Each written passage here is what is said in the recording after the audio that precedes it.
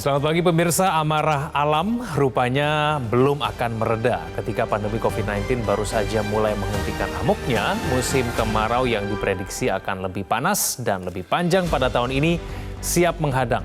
Perlu mitigasi dan antisipasi maksimal untuk menekan dampak bencana itu. Bahwa kemarau akan menjadi biang masalah antara lain dikemukakan oleh Kepala Badan Meteorologi, Klimatologi, dan Geofisika atau BMKG Dwi Korita Karnawati. Menurutnya, BMKG memprediksi kekeringan akan terjadi pada Juli hingga Oktober 2023.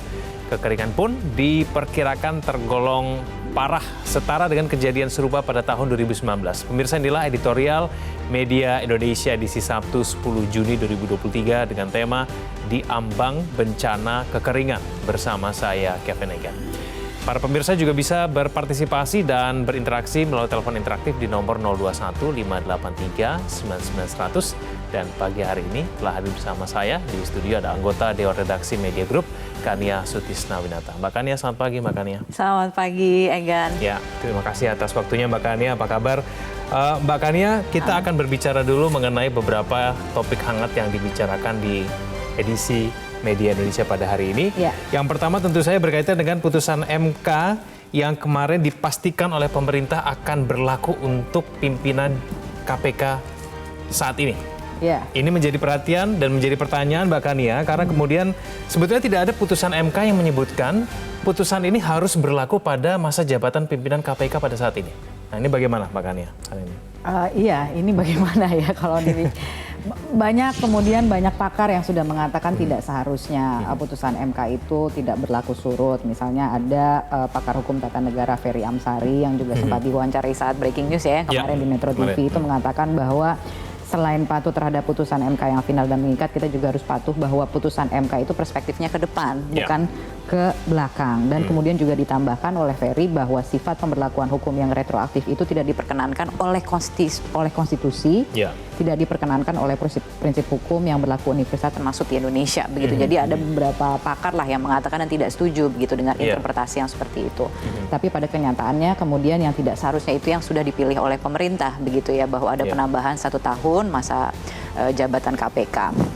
Nah, sekarang mungkin yang perlu diperhatikan dan sebelumnya kali mungkin juga soal inkonsistensi ini kan sebenarnya juga sudah diakui gitu ya oleh Menko Polhukam Mahfud MD bahwa sebenarnya ini adalah aturan yang inkonsisten, tapi kemudian karena itu putusan MK maka tidak ada jalan lain bagi pemerintah untuk mematuhi putusan tersebut dan memberlakukannya pada masa jabatan yang sekarang. Mengikat dan binding ya? Iya betul, seperti itu, ada tambahan 1 tahun masa kerja.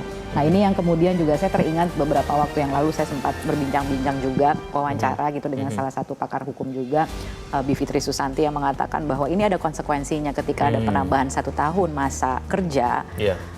Kan harus juga dilihat apa yang akan dilakukan begitu ya. Artinya perencanaan di awal itu kan hanya untuk 4 tahun. Bahwa ada penambahan 1 tahun menjadi 5 tahun, kan berarti harus ada perencanaan tambahan, harus ada anggaran tambahan. Nah, itu akan ada konsekuensinya. Itu yang mungkin juga harus dilihat gitu. Apa yang akan dilakukan selama 1 tahun terakhir, anggarannya bagaimana? Gitu. Dan itu tidak dibicarakan sejak awal. Tidak ada yang berencana sejak awal bahwa ini akan berjalan 5 tahun begitu ya? Iya, karena kemudian kan juga baru diajukan begitu ya pengujiannya itu. Bahkan kemudian banyak pihak ya tidak bisa dihindari gitu ya, banyak pihak yang mempertanyakan apa urgensinya.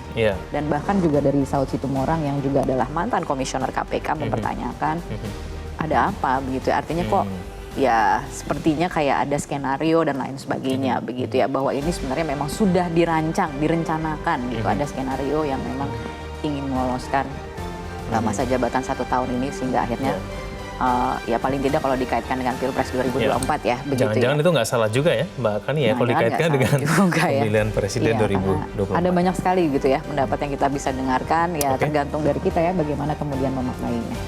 Kita ke topik lain yang juga patut kita bicarakan pada hari ini Mbak Kania, yang juga dibahas dalam Media Indonesia pada hari ini.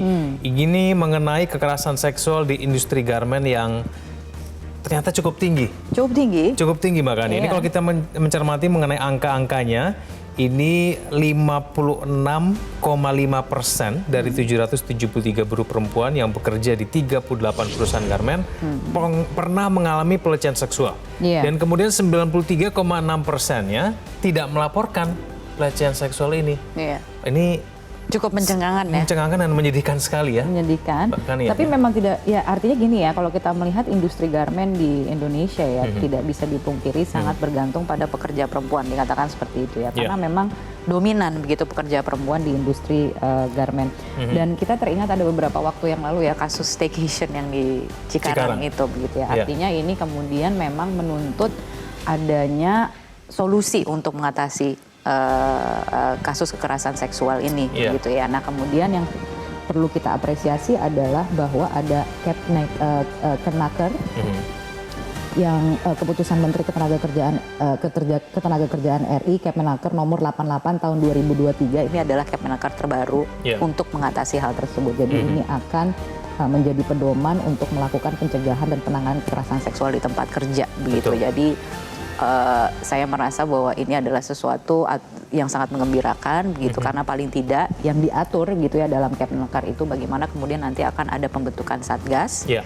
dan kemudian yang satgas ini nanti yang akan paling tidak bisa menjadi tempat untuk mengadu gitu. Kalau tadi kemudian dikatakan bahwa 93,6% itu tidak melaporkan pelecehan seksual yang dialaminya gitu ya. Paling enggak dari sisi pencegahan dan juga kemudian penanganannya itu akan jauh lebih terstruktur dengan adanya Kemenaker ini. Yang perlu penting juga diberikan perlindungan nih Mbak, dan mendorong bagi para korban untuk mau speak up ya, mau mengadu, tapi kemudian mereka juga harus dijamin keamanannya dan kemudian kerahasiaannya juga harus dijamin. Nah inilah yang kemudian harus... Karena dalam pemulihan korban gitu ya, kemudian ketika dia melapor, karena ini kan ada ketimpangan relasi sosial ya antara atasan dan bawahan begitu. Itu yang menyebabkan juga mungkin banyak yang tidak mau melapor karena khawatir gitu. Kalau melapor nanti akan mereka kenapa-napa gitu ya. Jadi perlindungan itu juga termasuk penting dan itu juga yang akan diatur dalam Kemenaker ini. Soal bagaimana misalnya pemulihan korban, urusan juga harus bertanggung jawab, memastikan korban tidak mendapatkan tindakan balasan misalnya, dan juga perusahaan itu wajib menjamin korban tidak menderita kerugian akibat kekerasan seksual, apalagi ketika dia melapor. Dan ini tidak hanya berlaku bagi perempuan tapi juga laki-laki ya. Tidak hanya perempuan tapi juga laki-laki. Semoga kemudian Kemenaker ini betul-betul efektif dan berjalan dengan baik. Kita ke topik lain juga yang patut kita perbincangkan pada hari ini, pemirsa. Ini berkaitan dengan bagaimana kita sebagai negara berkembang tidak boleh didikte oleh negara barat. Karena memang ada indikasi bahwa negara barat, khususnya pemerintah Amerika Serikat ini melakukan diskriminasi terhadap sumber daya alam milik negara-negara berkembang. Iya, dan akhirnya menjadi inisiatif dari Indonesia sebenarnya untuk membuat apa yang dinamakan Global South Cooperation yang nantinya ini akan melibatkan 12 negara Afrika, 8 negara Amerika Latin, kemudian juga akan ada pertemuan nanti di bulan Oktober di Bandung, Jawa Barat, dan mereka ini ya tentunya ingin berupaya agar seperti yang dikatakan tadi tidak didikte gitu, karena bagi Indonesia sendiri ada kepentingan hilirisasi. Bagaimana negara-negara maju ini tidak mendikte agar lagi-lagi ini berkaitan dengan sumber daya alam dari hutan tropis dan juga mineral kritis begitu yang kemudian tidak impor dalam bentuk raw material, jadi harus tidak dihilirisasi terlebih dahulu sehingga mendapatkan nilai tambah. Dan diharapkan dengan negara-negara ini bersatu, ya kan, paling tidak itu bisa, tekanan itu bisa dikurangi lah, gitu, tekanan dari negara maju. Walaupun kemudian sebenarnya ada dari Direktur Eksekutif Center for Strategic International Studies atau CSIS, Yose Rizal Damuri, ini sebenarnya sebagai inisiator itu Indonesia seharusnya mempunyai sesuatu yang bisa ditawarkan gitu. Tidak hanya sekedar mengumpulkan, tetapi juga mempunyai sesuatu yang ditawarkan. Karena kalau dilihat dari negara-negara ini kan tidak memiliki teknologinya, kemudian tidak mempunyai modal, tapi kemudian berusaha untuk membangun sesuatu begitu. Nah ini sepertinya dikatakan oleh Yose Rizal bisa jadi mungkin bisa mengakibatkan misalnya negara-negara maju ini mencari produk substitusi gitu. Jadi ada beberapa hal juga yang akan menjadi tantangan ke depan, tidak semudah itu sebenarnya. Iya, karena hilirisasi itu katanya kunci untuk membuat negara kita lompat dari negara berkembang menjadi negara maju begitu ya. Itu tujuannya. Kalau kemudian itu tidak berjalan dengan efektif, maka kita akan tetap di tempat gitu, nggak kemana-mana. Betul. Gitu ya. Dari segi kebijakannya tentunya kita dukung gitu ya, karena nilai tambah itu tentunya akan lebih baik gitu ya buat perekonomian. Tapi memang ketika kita bicara dalam konteks globalnya, nah ini yang harus dicari memang jalan keluar yang lebih efektif. Apakah misalnya cukup dengan melakukan aliansi dengan negara-negara yang punya kepentingan yang sama, tapi tentunya seperti yang disampaikan oleh pakar ini ya dari CSIS ini mengatakan bahwa ada beberapa tantangan sebenarnya, paling tidak itu yang harus diantisipasi. antisipasi. Iya, betul. Mbak Kania masih berkaitan dengan alam. Nah, ini kita akan bicara dulu mengenai tema utama kita pada hari ini. Di ambang bencana kekeringan, sebenarnya berbicara mengenai cuaca beberapa waktu hari ini. Sudah merasa lebih panas ya? Lebih panas. Kita banyak mengeluh di media sosial, kenapa kemudian hari ini terasa lebih panas dibandingkan hari sebelumnya. Dan itu tidak hanya beberapa orang saja, Mbak Kania. Banyak sekali yang bercerita seperti itu, tapi ternyata ada jawabannya. Ternyata memang informasinya bahwa musim kemarau pada tahun ini lebih panas dan bahkan lebih panjang. Ya, mungkin sekarang kita masih kepanasan aja. Berdasarkan keterangan dari BMKG juga ya. Betul. Jadi ini secara ilmu pengetahuan. Pengetahuan. Jadi memang ada kajian ilmiahnya begitu ya. Mungkin sekarang kita masih merasa kepanasan, tapi ternyata itu efeknya bisa kemana-mana. Betul. Bisa sampai ke ketahanan pangan. Betul. Tapi kita sudah cukup waspada belum nih? Kita sudah siap-siap belum nih? Kita sudah tahu belum nih bahwa ancaman kekeringan itu bukan main-main loh. Bukan main-main. Ya artinya banyak sekali yang perlu kita waspadai ya. Ini depan mata sebenarnya karena dari BMKG itu juga sudah memperingatkan bahwa ya tadi sempat disampaikan musim kemarau sudah tiba. Tahun ini kekeringan diprediksi akan terjadi pada bulan Juli sampai dengan Oktober 2023. Dan diperkirakan itu tergolong parah karena ada dua fenomena alam. Tidak hanya El Nino tapi juga apa yang dinamakan Indian Ocean Dipole Positive. Jadi satu fenomena alam saja sudah cukup berat, dampaknya apalagi dua ditambah fenomena lagi alam begitu ya, sekaligus. Jadi di tengah pemanasan global saat ini banyak yang dibicarakan juga membuat perubahan iklim yang kemudian ternyata berdampak pada sendi-sendi kehidupan, berdampak pada kehidupan kita. Nah, ketika ditanyakan apa sih kerugiannya gitu ya, apa relevansinya dengan kita, apakah kita sudah cukup paham gitu dengan efek kekeringan gitu terhadap kita gitu ya. Paling tidak ya ada masalah kesehatan, kita harus lebih banyak minum air putih dan lain sebagainya, jadi bisa dehidrasi dan lain sebagainya. Tapi tidak hanya itu, dampaknya terhadap misalnya sektor pertanian tentunya, karena kan pada prinsipnya kekeringan itu kita kan kekurangan air gitu loh ya kan, dan itu bisa berdampak pada pertanian dan ujung-ujungnya ya terhadap ketahanan pangan kita. Belum lagi bahaya kebakaran hutan dan lahan seperti kita ketahui itu kerap terjadi gitu. Jadi antisipasinya itu perlu dilakukan karena sia-sia gitu loh. Jadi kita sudah punya prediksinya, sudah ada ilmu pengetahuannya atau ilmiahnya, begitu penjelasan ilmiahnya, tapi kemudian tidak diikuti dengan langkah-langkah yang tepat, langkah-langkah perencanaan dan antisipasi, ya akhirnya menjadi sia-sia. Gitu. Nah itu yang kita ingin dorong gitu. Mari kita persiapkan dengan matang. Ini tidak main-main soalnya. Karena kalau nanti sudah kejadian terlambat ya, Mbak Kania ya, kalau misal kemudian akhirnya sudah terjadi kekeringan, sudah terjadi banyak kebakaran lahan, itu nanti akan penyelesaiannya lebih sulit. Kita akan ikuti dulu paket informasi berikut ini, Mbak Kania. Pemirsa, inilah editorial Media Indonesia di ambang bencana kekeringan.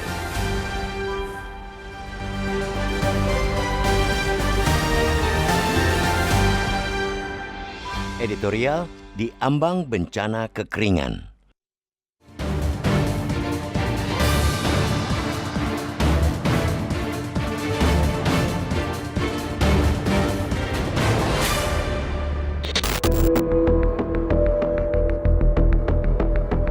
Amarah alam rupanya belum akan mereda. Ketika pandemi COVID-19 baru saja mulai menghentikan amuknya, musim kemarau yang diprediksi akan lebih panas dan lebih panjang tahun ini siap menghadang. Perlu mitigasi dan antisipasi maksimal untuk menekan dampak bencana itu.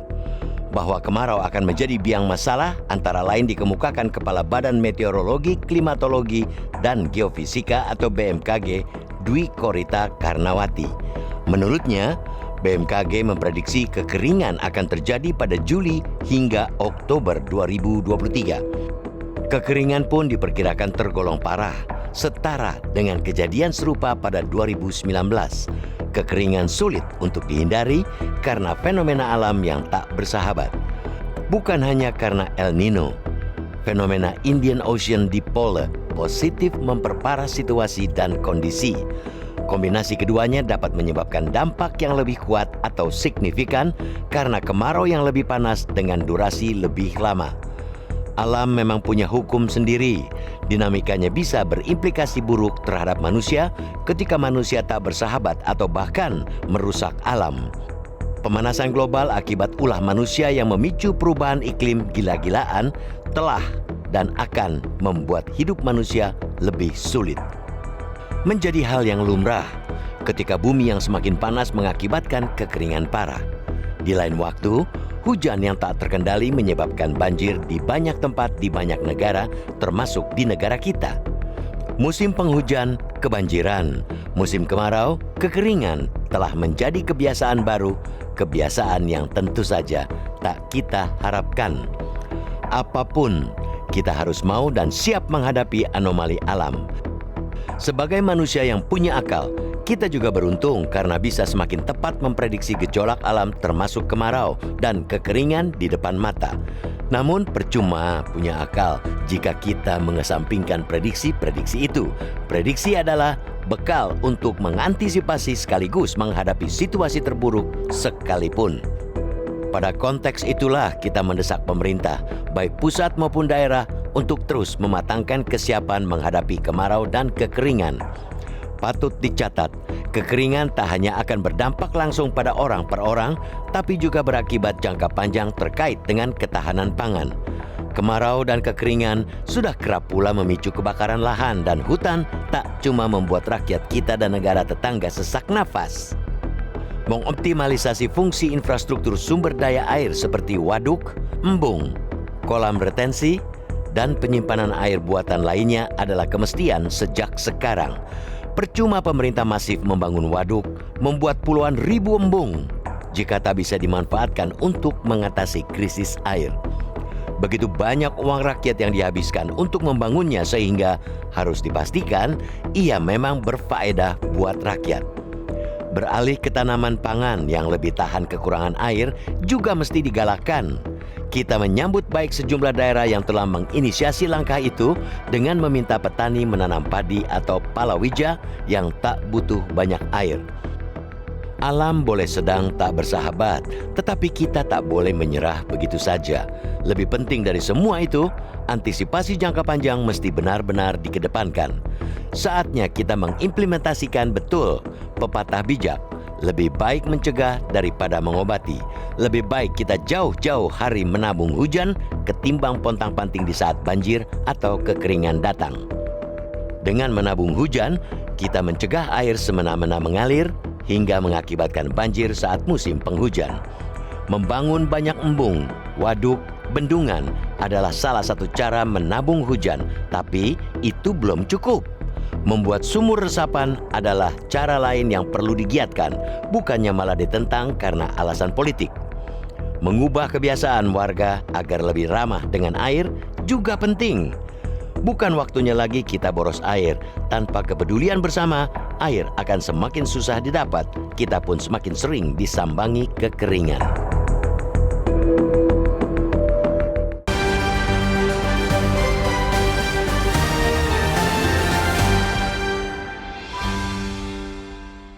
Pemirsa, sampaikan pendapat Anda dengan berpartisipasi melalui saluran telepon interaktif di nomor telepon 021 583 9900. Editorial Media Indonesia akan kembali usai jeda berikut ini.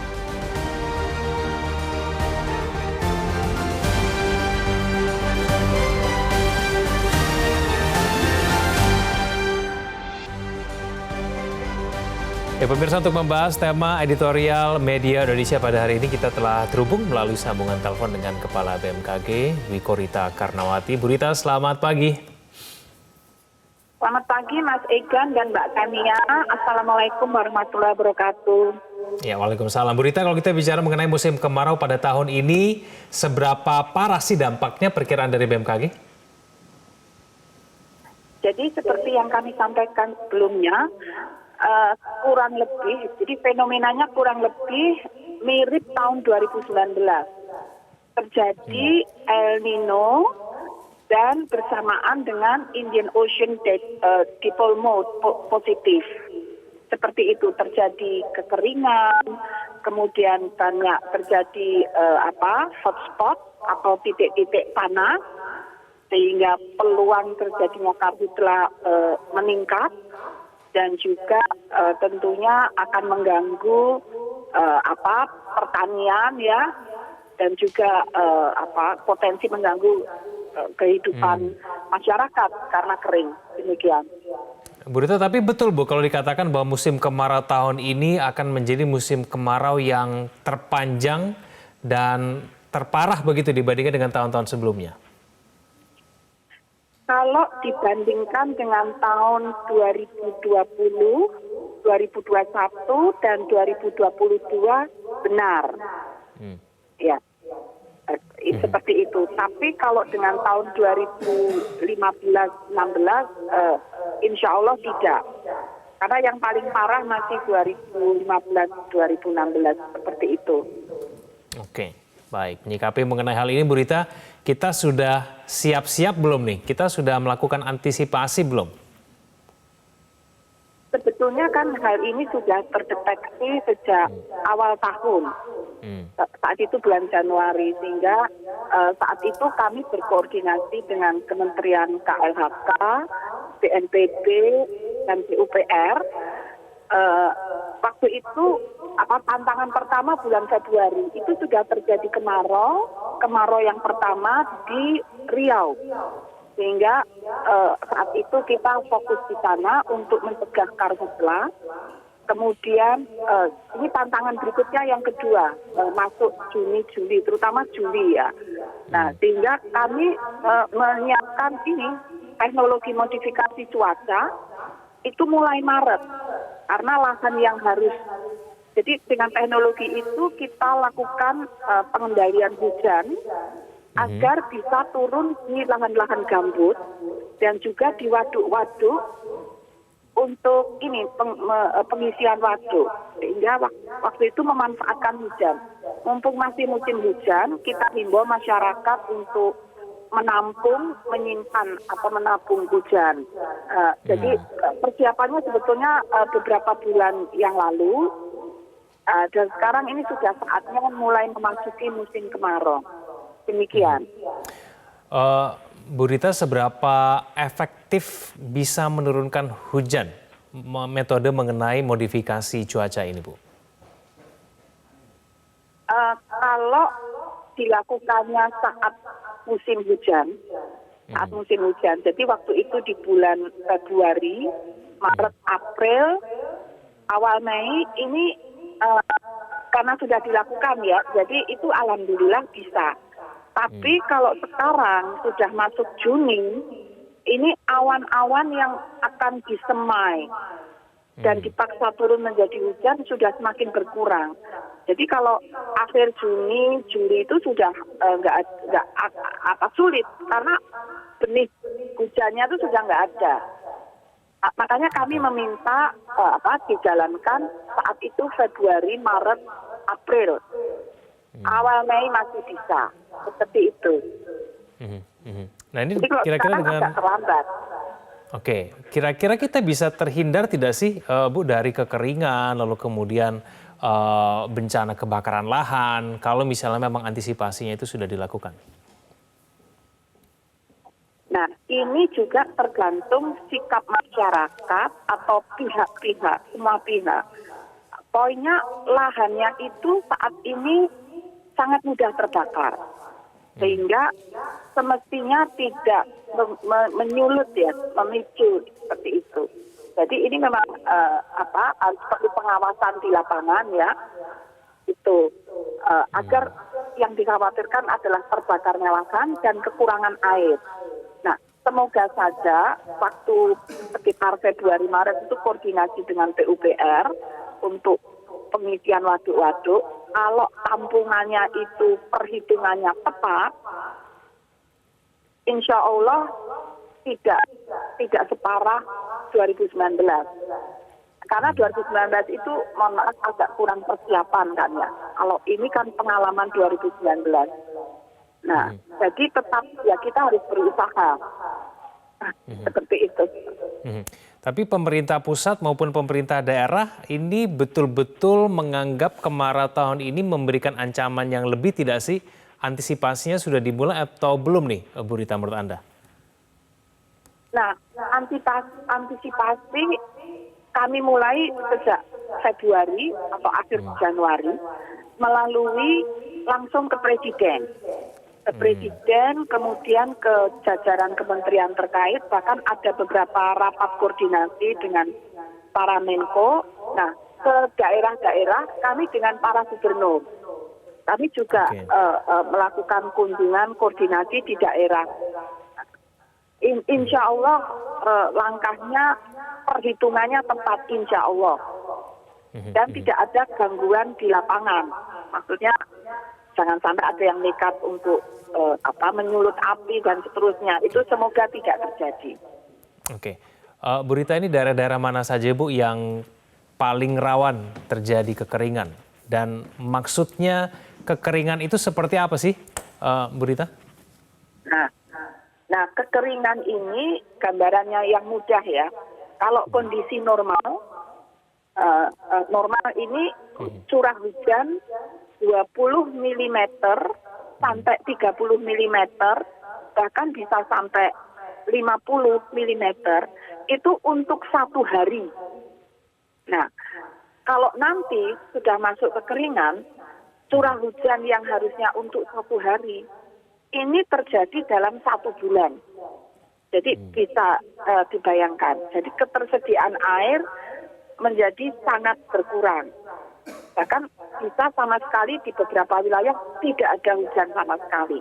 Nah, ini kan yang untuk kebutuhan air minum sehari-hari kan menjadi sumber-sumber mata air atau sumber-sumber air kan menjadi jauh berkurang, dan untuk pertanian, tanaman yang membutuhkan air untuk irigasi tanaman itu menjadi jauh lebih kurang. Jadi kurang lebih separah itu, dan wilayah yang diprediksi akan paling terkena itu meliputi Lampung, bagian besar Jawa, Bali, Nusa Tenggara Barat, Nusa Tenggara Timur, sebagian Kalimantan, bagian selatan, dan sebagian Sulawesi.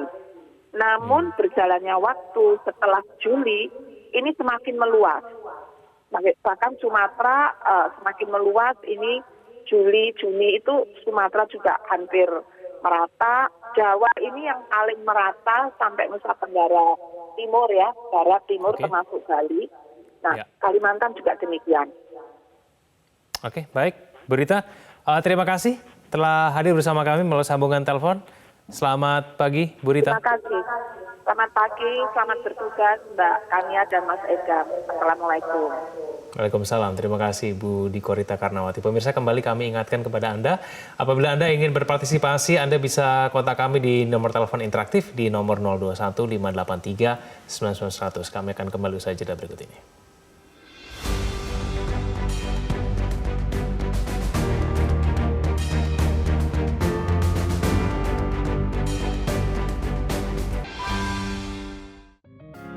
Media Indonesia mengajak Anda untuk mengakses fitur premium e-paper.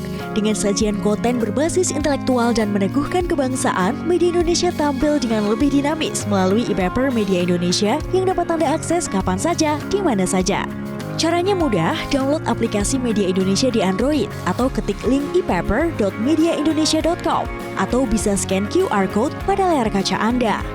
Klik tab e-paper di bagian samping layar tablet Anda, daftarkan data diri, serta pilih paket berlangganan e-paper Media Indonesia sesuai dengan kebutuhan Anda.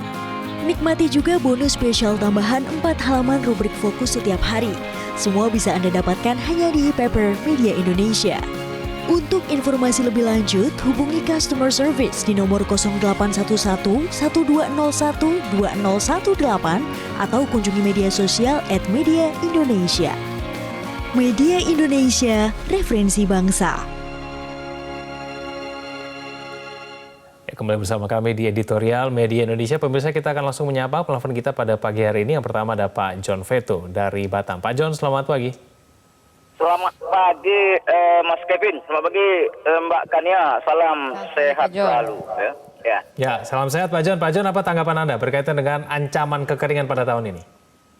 Ini memang agak takut juga saya dengan tema yang kita bedah pagi hari ini. Ya. Ancaman ini kan satu yang betul pasti ini. Jadi gini, kita begini Mas Kevin, kita kan udah ada didukung oleh teknologi-teknologi, contoh yang diapakan oleh kepala BMKG tadi, ya. Jadi udah bisa diantisipasi gitu. Antisipasinya ya berbentuk ini kan yang betul-betul momok nih, apalagi bagi petani, bagi daerah kami di Sumatera ini, ya, yang paling gampang itu kalau ini kemaraunya berkepanjangan, hula itu pembakaran hutan dan lahan di hutan-hutannya, apalagi hutan gambut atau apa. Jadi apalagi dampak dominonya nih untuk pertanian dan peternakan. Ya. Nah, ini akan berdampak. Begitu juga. Tapi mudah-mudahan dengan apa yang teknologi, ya, untuk apa rekayasa bisa bikin hujan buatan yang dilakukan oleh BMKG nanti daerah Riau, Sumatera, gitu, Jawa. Jadi antisipasinya nih harus betul-betul dikaji betul, Mas. Karena ini kita di tahun-tahun politik juga, ya. Kalau kita tengok nanti apanya nih, puncaknya ini kan di bulan sampai ke Oktober. Ya. Jadi ya mana semua sektor, tapi alhamdulillah saya tengok di Kepri setiap di pinggir hutan itu sudah dipasang itu apa tuh, ya. Takutlah dengan ancaman hukuman yang sekian gitu. Tapi ini perlu lagi. Ya, masyarakat kita kan sekarang kan banyak yang tidak peduli dengan lingkungan. Jadi ini efek dominonya kan sangat dahsyat untuk kesehatan apa semuanya di sini. Ya mudah-mudahan pemerintah ya persiapkanlah antisipasinya dengan struktur order yang ada sampai ke daerah gitu. Yang penting ini pemerintah daerah yang harus dilibatkan betul ini. Ya, tokoh-tokoh masyarakatnya juga. Itu aja. Ya. Tapi kesadaran warga di Batam sendiri terhadap penghematan air itu sudah terasa belum sih, Pak John? Ini kalau di Batam ini memang ada di Batam, di Kepri ya, Batam khususnya. Kalau airnya itu mungkin tidak begitu bermasalah betul, Mas. Cuma ada beberapa waduk itu, tapi kalau lama kekeringan tidak hujan nanti memang agak bermasalah juga. Karena kita pulau dan tatungan air ya, daerah lain seperti didatangkan air dari luar gitu, dari daerah apa. Tapi syukur alhamdulillah selama ini masih kebutuhan untuk Kota Batam, Kepulauan Riau cukup lah rasa. Tapi ya karena ada ini ingatan ini diperingatkan masalah untuk bencana kemarau ini ya pasti masyarakat pasti mempersiapkan diri lah, ya. Oke. Ya. Oke, baik. Pak John, terima kasih. Kita akan langsung beralih ke Pak Ondo dari Bekasi. Pak Ondo, selamat pagi. Selamat pagi Bung Egan, selamat pagi Bu Kania. Ya, salam sehat Pak Ondo. Silakan Pak Ondo. Iya, early warning sudah didengungkan oleh BMKG. Jangan anggap remeh, kita harus segera mengantisipasi dan memitigasi dampaknya. Kita harus siap menghadapi anomali alam ini. Segera melakukan hal-hal yang dapat memitigasi dampaknya, terutama kebakaran hutan, ketahanan fisik akan panas yang di atas normal. Ketahanan pangan, antisipasi dampaknya terhadap area pertanian, perkebunan, peternakan. Juga antisipasi ketahanan hewan peliharaan dan tanaman peliharaan. Lakukanlah penghematan air, siapkan penampungan air. Last but not least, siap-siap bila PDAM juga macet-macet alias on-off. Jangan sampai seperti di negara tetangga ada yang kekurangan air bersih. Kita harus awas, jangan sampai mata air menjadi air mata. Demikian, terima kasih. Baik, terima kasih Pak Ondo dari Bekasi, Jawa Barat. Saya ke Pak Sukarwan dari Temanggung, Jawa Tengah. Pak Sukarwan, selamat pagi. Selamat pagi Metro TV. Salam sehat Pak Sukarwan. Silakan Pak Sukarwan, ada tanggapan mengenai ancaman bencana kekeringan kita pada tahun ini? Sebetulnya negara kita itu kan negara agraris yang ada dua angin ya, angin muson barat, angin muson timur. Artinya kalau bulan September sampai April itu pasti musim hujan. Sejak zaman dulu, bahkan sejak zaman kenabian. Terus musim bulan Mei sampai September musim perang. Nah, tinggal bagaimana mengantisipasi. Makanya pada tanggal 17 Agustus 45 itu kan atas berkat tangan Allah yang Maha Kuasa di pembukaan G45 itu, karena kemerdekaan Indonesia itu di bulan terang Agustus. Misal Indonesia itu merdekanya di bulan Januari, hujannya gerjis, hujan terus kan nggak ada lomba-lomba, nggak ada karnaval. Itu yang pertama. Yang kedua, sebetulnya ini yang paling diantisipasi itu kebakaran hutan, kebakaran daerah-daerah kumuh penduduk. Ini harus diantisipasi. Yang ketiga, sebetulnya musim kemarau itu bagi kami sangat kami harapkan. Karena tahun 2022, 2021, 2019, 4 tahun ke belakang, daerah kami tidak pernah ada musim kemarau panjang. Musim hujan terus, sehingga tanaman-tanaman hortikultura tidak berproduksi maksimal. Dan masyarakat Temanggung dan sekitarnya mengharapkan kalau ada kemarau panjang pasti ada tembakau serintil. Tembakau serintil itu tembakau yang harganya selangit dan akan terjadi apabila ada terang lebih dari 5 bulan. Nah ini daerah kami sangat mengharapkan karena daerah-daerah kami daerah hortikultura, ada kopi, ada cengkeh, ada pete, ada jengkol, ada apokat. Ini kalau nggak ada musim kemarau, buahnya tidak akan produktif. 4 tahun terakhir hujan terus, gitu. Jadi tinggal tergantung antisipasi masyarakat, ada plus minusnya. Yang paling parah memang daerah-daerah yang nanam padi. Ya. Makanya padi harus diatur airnya gitu, Bang. Makasih. Oke, baik Pak Sukarwan, terima kasih. Kita beralih ke Pak Yunus Luat dari Tanjung Selor, Kalimantan Utara. Pak Yunus, selamat pagi. Selamat pagi, salam sejahtera untuk seluruh warga NKRI tercinta. Ya, untuk salam sehat Pak Yunus. Pertama, kami dari pelosok Kalimantan Utara tentunya berterima kasih atas kinerja pemerintah Republik Indonesia melalui Badan Meteorologi, Klimatologi, dan Geofisika yang boleh memberikan tanda-tanda atau persiapan bagi kita semua untuk menghadapi bencana. Karena ada gejala El Nino. El Nino ini adalah lawan atau kebalikan dari El Nino. Tetapi bagaimanapun karena ini alam punya kuasa, bahkan tahun-tahun ini kita sudah rasakan kalau panas luar biasa panas, khusus mohon izin di Kalimantan Utara di Tanjung Selor. Terasa betul, apalagi pada saat 2024. Saya ingat 1998 ada kebakaran hutan di Kalimantan Utara. Nah, satu hal yang perlu kita ketahui secara nasional bahwa kalau warga masyarakat adat Dayak memang erat hubungannya dengan pertanian berpindah. Mereka membakar ladang, bukan membakar lahan. Ingat, jangan disalahkan. Bukan berarti saya membela itu, tapi itu budaya. Dan itu sudah dikendalikan, sudah dibuat batas. Tidak membakar hutan. Yang dibakar adalah lahan yang sudah dikerjakan. Nah, kalaupun itu terjadi, itu bulan Agustus atau September. Selain itu bukan Dayak. Mohon izin, saya tidak bicara suku, tapi kebetulan karena saya sebagai suku Dayak, saya harus jelaskan ini secara nasional. Terakhir Pak, kemudian saya kaitkan, mohon izin, karena situasi panas dan lain sebagainya, kemarau dan lain sebagainya yang tidak mengenakan kita, mari kita siap untuk menyiapkan diri masing-masing dari pemerintah daerah, provinsi, kabupaten, kota. Secara khusus karena ini tahun politik, tahun ganas-ganasnya pikiran, mari kita jalani pesta demokrasi ini dengan penuh kedamaian. Demokrasi adalah pesta, bukan harus berkelahi, bukan harus memfitnah satu sama lain. Marilah bermain dengan cantik, bagus, enak juga warga masyarakat. Kami juga enak melihat. Jangan kita berkelahi di pusat, jangan turun ke daerah kita berkelahi dalam artian dengan kemampuan-kemampuan media sosial dan lain sebagainya. Mari kita gunakan media sosial ini dengan baik. Baik, terima kasih Pak Yunus Luat dari Tanjung Selor, Kalimantan Utara. Mbak Kania, memang kesadaran warga untuk adanya kewaspadaan ya berkaitan dengan ancaman kekeringan itu memang sangat penting. Penelpon kita pada pagi hari ini semuanya tampaknya cukup sadar ya mengenai bencana kekeringan. Tiap daerah bahkan ada yang punya ancaman kekeringannya berbeda-beda.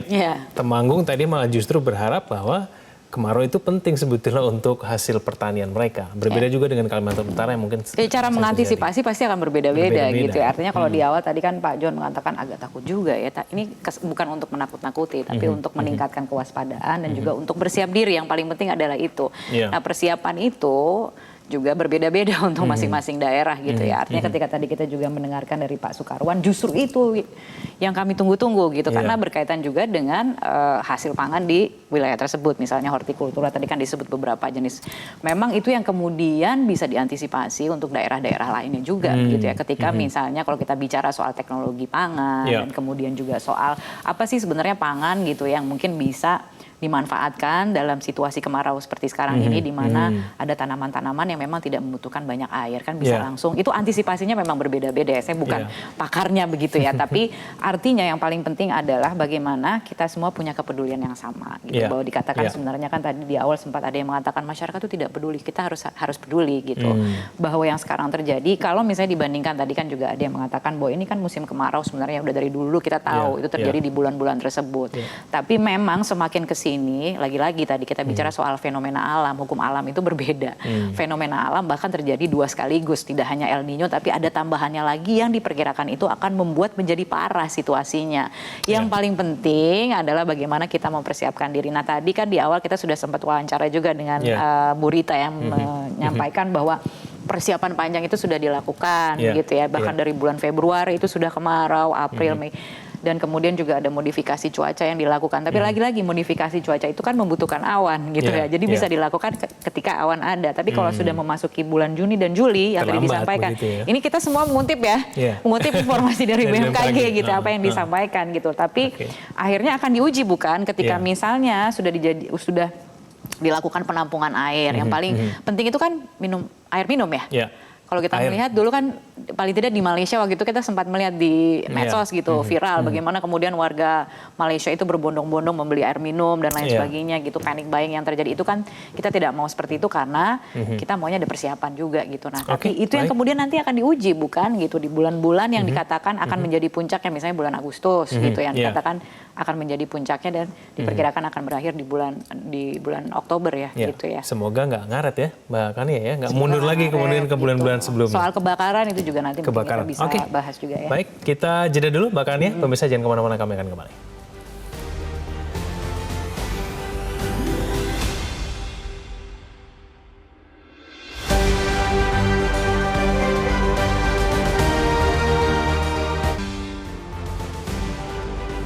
Kembali bersama kami di editorial Media Indonesia.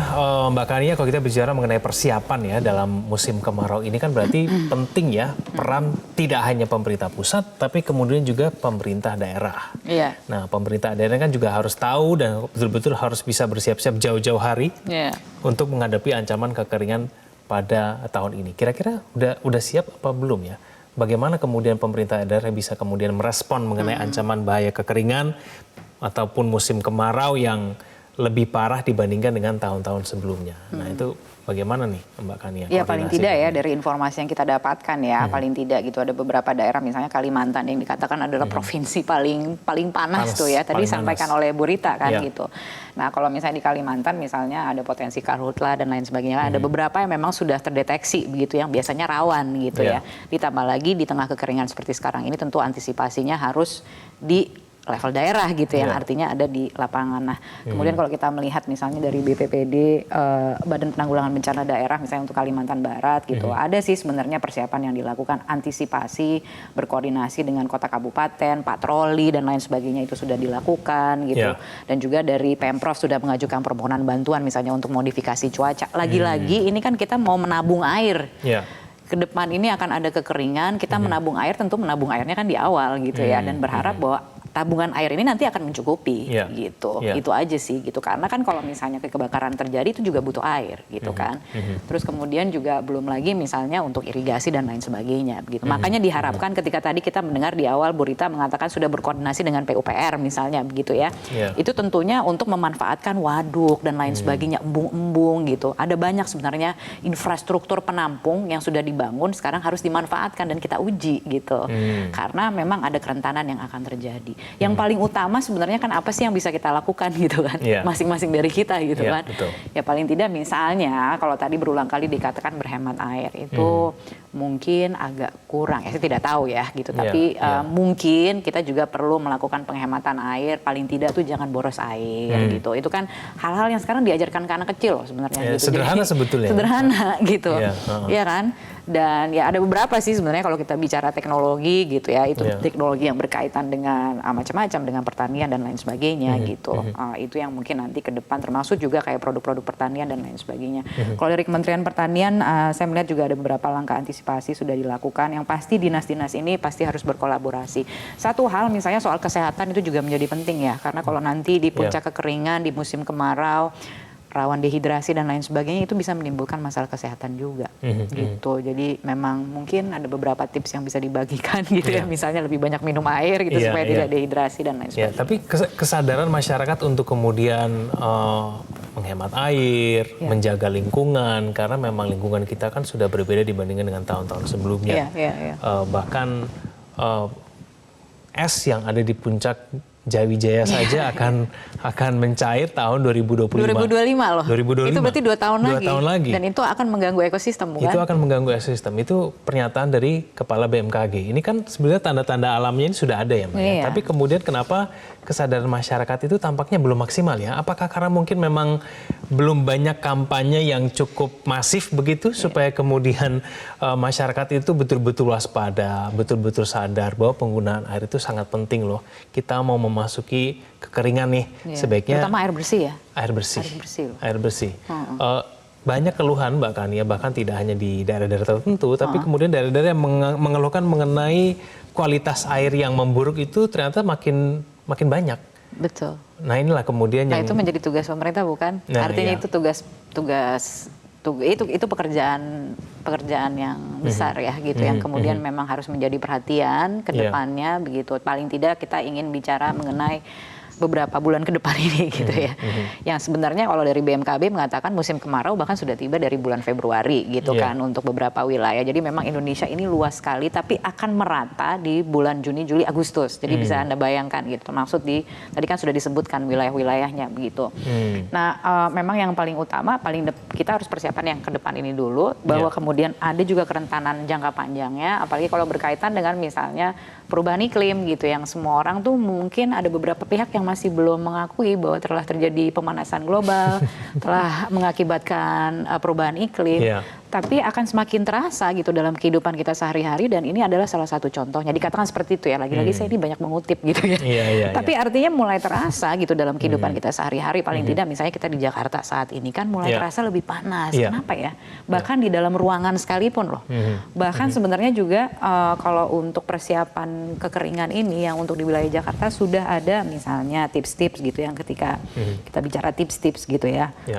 Kepala Pelaksana BPBD DKI Jakarta Isnawa Aji mengatakan misalnya untuk menjaga kondisi kesehatan, lagi-lagi ini kan persiapan fisik juga, persiapan fisik juga ya, mengurangi intensitas aktivitas di luar ruangan pada siang hari, khususnya pada pukul 11 sampai dengan 15 misalnya, ya kan, memperbanyak, jadi lebih banyak memperbanyak aktivitas di dalam ruang gitu. Jadi ada hal-hal yang bisa kita lakukan sebenarnya, tapi ini nggak main-main, maksudnya itu gitu loh, tidak main-main.